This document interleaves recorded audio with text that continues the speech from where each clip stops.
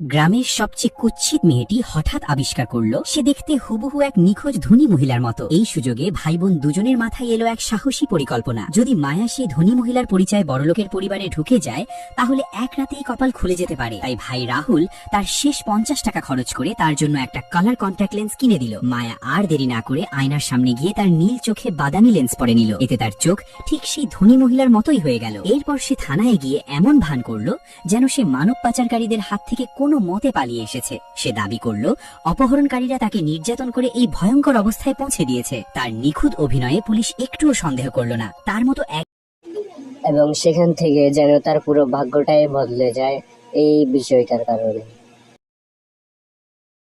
স্বামীকে খবর দিল আপনার 5 বছর আগে নিখোঁজ হওয়া স্ত্রীকে পাওয়া গেছে। স্বামী আরিয়ান ছুটে এলেন থানায়। তিনি নিজের চোখকেই বিশ্বাস করতে পারছিলেন না, তার স্ত্রী এখনো বেঁচে আছে। মুখে একটি দাগ ছাড়া সামনে দাঁড়িয়ে থাকা এই নারীটি ঠিক তার স্ত্রীর মতোই দেখতে।